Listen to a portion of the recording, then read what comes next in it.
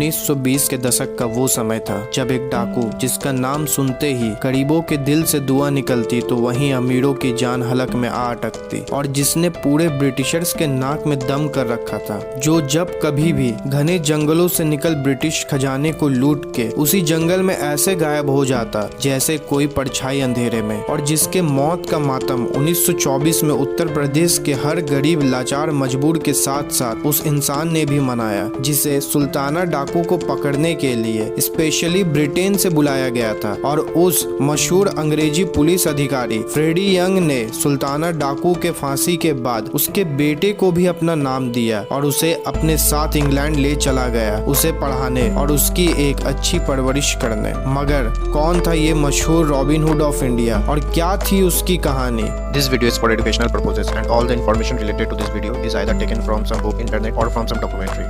Hello viewers, मेरा नाम है Asif and welcome to my channel story teller Hussain.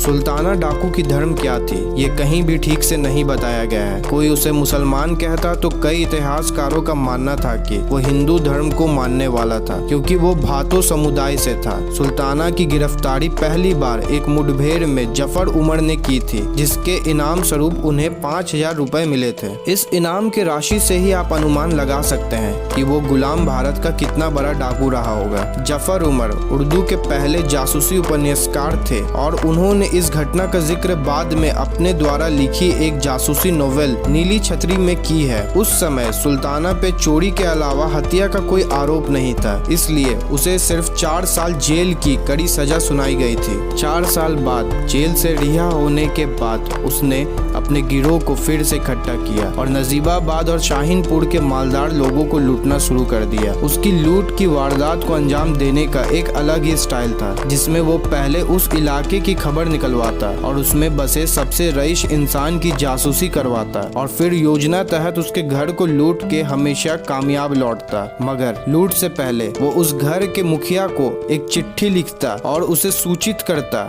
कि श्रीमान पधारने वाले हैं। मगर डकैती करते वक्त वो जहां तक हो लोगों की खून बहाने से बचने का प्रयास करता, लेकिन एक बार किसी कारणवश उसके हाथों एक खून हो जाता है, जिससे ब्रिटिश पुलिस को इस बार उसे धर दबोचने और सजा दिलवाने का एक ठोस वजह मिल गई थी। इसी बीच सालों तक सुल्ताना के डकैती और आतंक का ये सिलसिला चलता रहा और अंग्रेजों की सरकार ने पहले भारतीय पुलिस के जरिए सुल्ताना को ठिकाने लगाने की कोशिश की, मगर सुल्ताना के जासूसों की जानकारी और गरीब देहातियों के मदद से वो हर बार बच निकलता। अंत में सुल्ताना डाकू की गिरफ्तारी के लिए अंग्रेजों ने ब्रिटेन से फ्रेडी यंग नाम के एक तजुर्बेकार अंग्रेजी पुलिस अधिकारी को बुलाया, जो जल्द ही सुल्ताना के इतिहास और उसकी हर बार बच निकलने के कड़ी को जोड़ते हुए पुलिस विभाग के एक ऑफिसर मनोहर लाल तक पहुंच गए और उसका तबादला दूर कहीं करवा दिया, क्योंकि मनोहर लाल सुल्ताना के जासूसों में से एक थे, जो पुलिस के हर इरादे की जानकारी उसे पहले ही पहुंचा दिया करते थे, जिससे वो सतर्क हो जाता और इससे पहले कि पुलिस उसके ठिकाने तक पहुंचती वो वहां से फरार हो जाता और पुलिस खाक छानती रह जाती। फ्रेडी यंग ने मशहूर शिकारी जिम कॉर्बेट, जिनके नाम पे भारत के रामनगर उत्तराखंड में कॉर्बेट नेशनल पार्क भी है, उनकी मदद लेते हुए कई असफल मुठभेड़ों के बाद आखिरकार सुल्ताना डाकू को पकड़ने का एक कामयाब योजना बना ही लिया, जहां उन्होंने सुल्ताना के भरोसेमंद मुंशी अब्दुल रज्जाक को अपने साथ मिला। सुल्ताना को एक ऐसे ठिकाने पे बुलवाया जहां पुलिस पहले से ही छिपी हुई थी, और आखिरकार जब सुल्ताना नजीबाबाद के घने जंगलों से बाहर निकल मुंशी अब्दुल के बताए ठिकाने पे पहुंचा तो उसे सैमुअल पेरिस नामक एक अधिकारी ने अपने साथियों की मदद से धर दबोचा। इसके बाद सुल्ताना समेत उसके बाकी साथियों पर मुकदमा चला और सुल्ताना और उसके 13 साथियों को सजाए मौत का हुक्म सुनाया गया और बाकियों को उम्र कैद और काला पानी की सजा भी सुनाई गई। मगर फ्रेडी यंग ने सुल्ताना के फांसी के इस फैसले के खिलाफ काफी याचिका डाली, क्योंकि उसके और सुल्ताना के बीच हुए मुठभेड़ों में वो एक बार निहत्था जमीन पे गिरा हुआ था, जबकि सुल्ताना हाथों में बंदूक लिए उसे गोली मार सकता था। और ठीक ऐसा ही जिम कॉर्बेट के साथ भी हुआ, मगर सुल्ताना ने उन दोनों को मुस्कुरा के देखा और फिर कहीं जंगलों में गायब हो गया। इसके बारे में जिम कॉर्बेट ने भी अपने किताब में लिखते हुए कहा है, जिस जमाने ज़माने में सुल्ताना पे मुकदमा चलाया जा रहा था,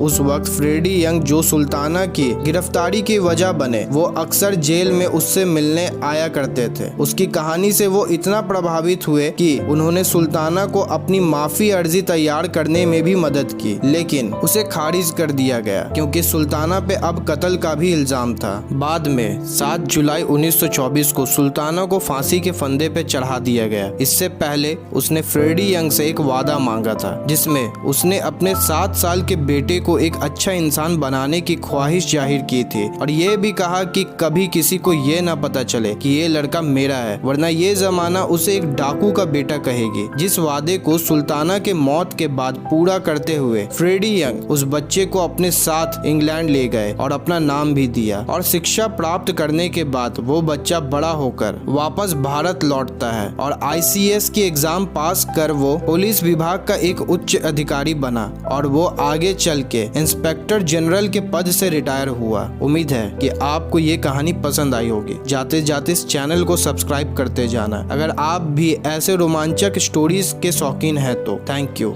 and welcome to the world of a story Taylor.